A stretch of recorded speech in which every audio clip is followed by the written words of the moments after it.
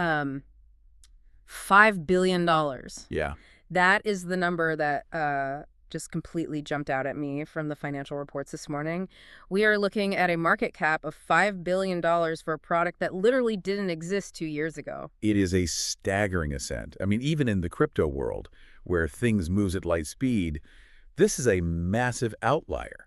And usually, when we talk about that kind of rapid growth, we are talking about a viral AI app or a new microchip, maybe a wildly successful video game. Right, something with huge consumer buzz. Exactly. But we aren't. We are talking about a stablecoin. Specifically, we're talking about USD1. Which, on the surface, is supposed to be the most boring asset in the entire digital ecosystem. Right. It's literally just supposed to sit there and be worth $1. Right. But the context here is, well, it's unprecedented in the history of American finance. Truly unprecedented. Because this isn't just a tech startup. This is World Liberty Financial.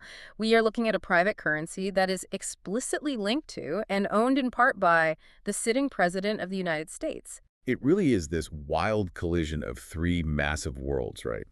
High finance, high office, and blockchain technology. It is. And just to give you listening an overview of where we're pulling this from, we have a very serious stack of source material today. Oh, absolutely. We've got financial reports from late January 2026. We've got the legislative drafts of the so-called Genius Act, blockchain analytics regarding the Binance exchange, and several Senate hearing documents. And we are going to distill all of that down for you. Exactly. So the mission for today's deep dive is pretty clear.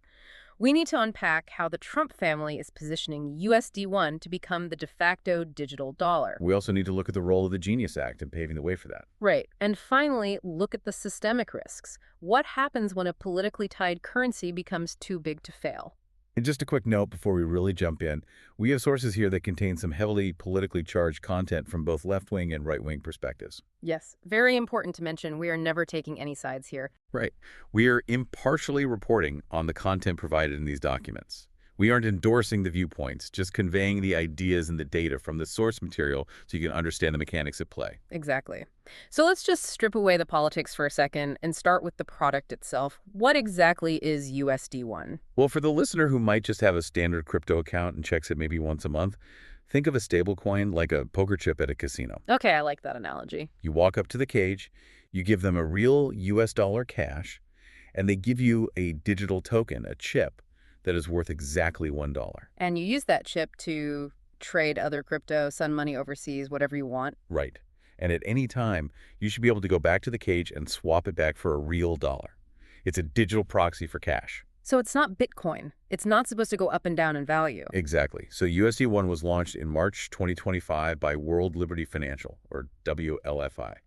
And it uses what's called a fully reserved model. Meaning, for every digital token they issue, they supposedly have a real dollar, or a safe equivalent, like a short-term U.S. Treasury bill, sitting in a vault. Correct. And according to the reports, custody is handled by BitGo Trust. And technologically, it runs on the standard plumbing of the crypto world, right? Ethereum, BNB Chain, Solana, and Tron. Yeah, technically speaking, they aren't reinventing the wheel here. It's a very standard vehicle. But standard vehicles do not usually go from zero to a $5 billion market cap in roughly 10 months. No, they don't. I mean, I was looking at the comparison charts in the source material. It overtook PayPal's stablecoin, PYUSD, in less than a year. PayPal has hundreds of millions of existing users. How did a brand new startup beat them so fast? That is the $5 billion question right there. And if you look at the blockchain analytics regarding Binance that we have, it's clear this wasn't entirely organic word-of-mouth growth. It was engineered. Highly engineered through incentives. Extremely aggressive incentive programs. So people didn't rush to buy USD1 just because they liked the brand. No, they rushed in because they were essentially being paid to.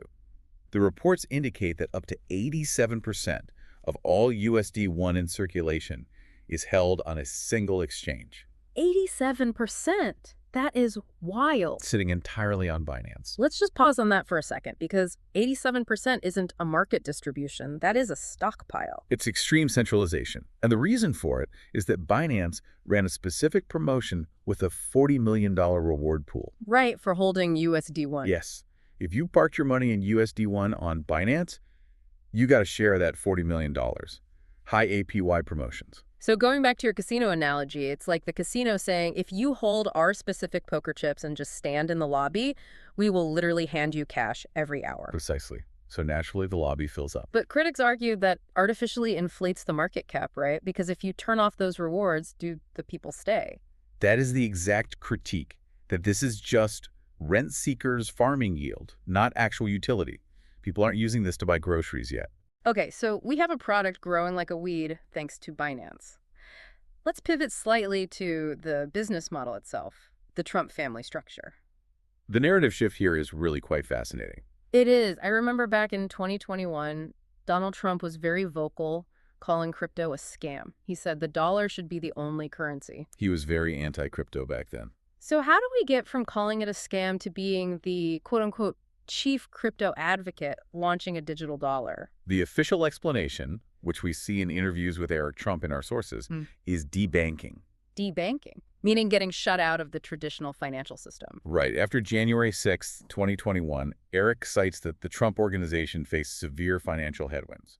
Banks cutting ties, accounts closing. So they started viewing blockchain as a defensive tool? Exactly. Building a financial system where they can't be canceled. But looking at the corporate structure and the revenue splits in these financial reports, this doesn't look like just a defensive move anymore. No, it looks like a highly lucrative commercial juggernaut.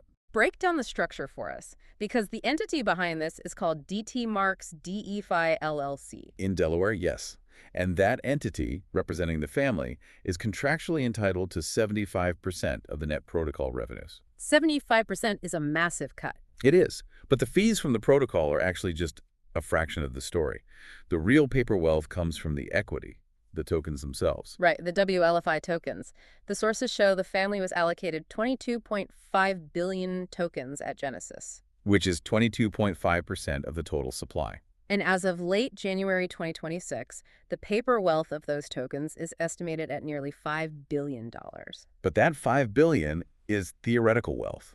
And this brings us to a really crucial concept from the reports, the low-float, high FDV model. Fully diluted valuation. Explain how that works for you listening who might not be deep into crypto tokenomics. Think of it like printing 100 rare baseball cards. You lock 99 of them in a safe, and you put exactly one up for sale on the open market. Because there's only one available, the scarcity drives the price up, say, to $1,000. Exactly. So you sold one card for $1,000. Then you look at your safe with the other 99 cards and say, well, they are trading at $1,000 each, so I hold $99,000 worth of cards. But if you actually tried to sell all 99 at once? The market would flood, and the price would crash to zero. Right. The float, the tradable amount, is tiny. The FDV, the theoretical total value, is massive. That is the situation with the Trump family tokens.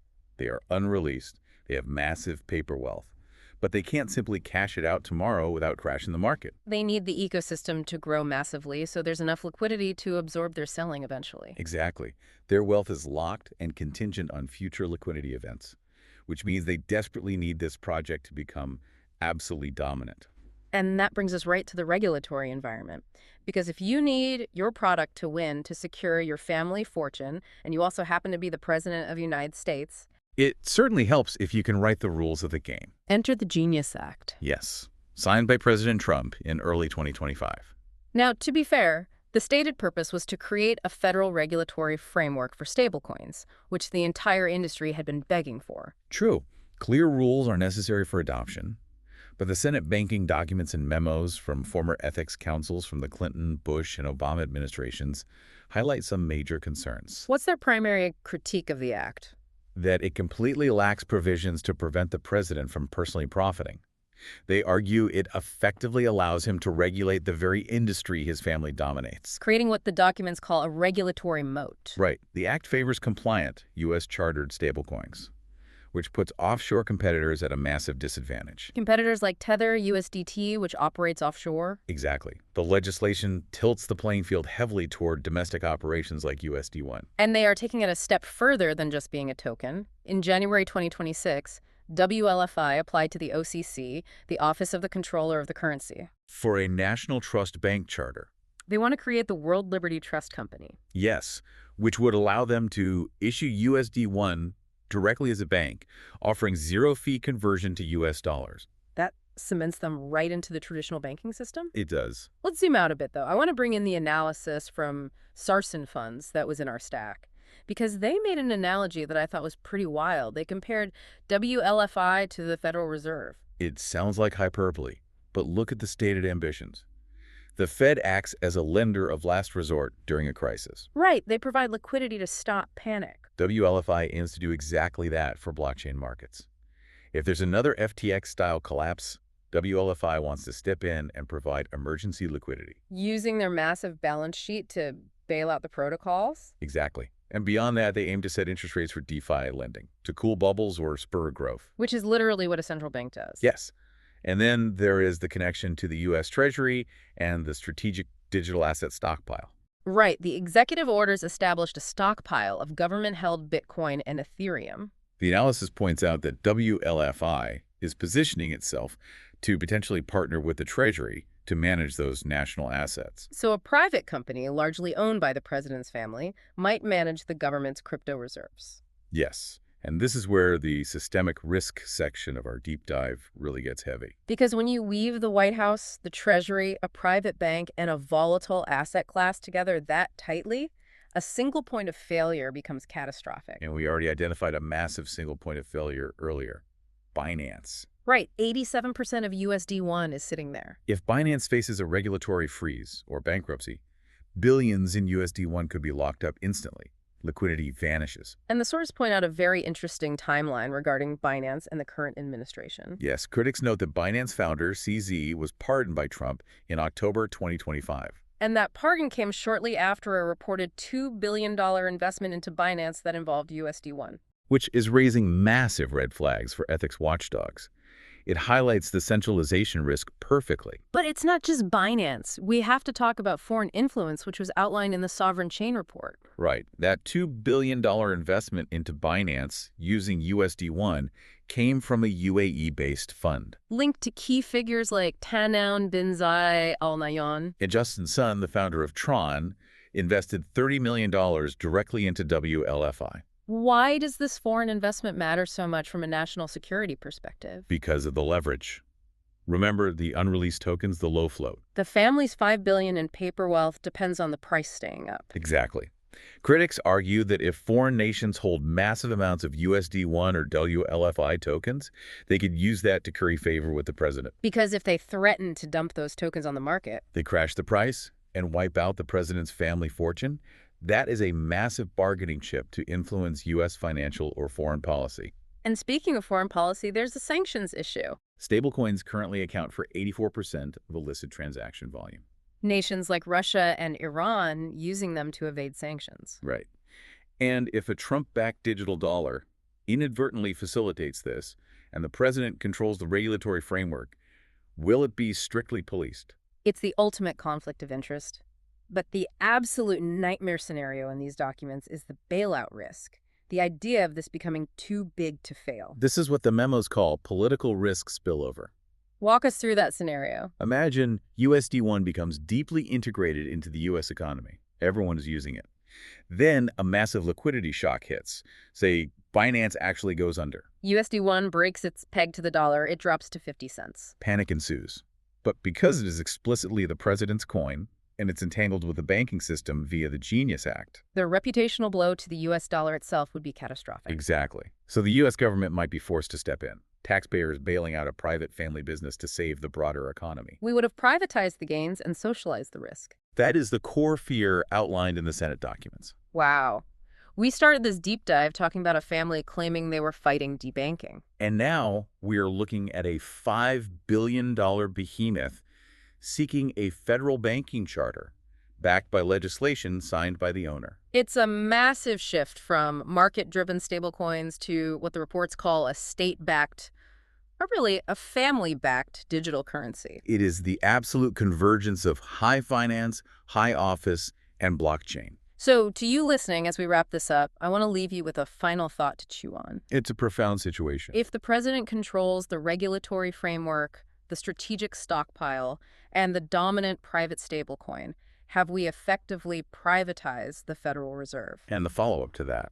Right. If the unreleased wealth of the first family depends entirely on the success of this specific coin, can the government ever afford to let it fail? That is the defining question going forward. Thanks for taking this deep dive with us today. Keep your eyes on those charts and definitely keep your eyes on the legislation. We'll catch you on the next one.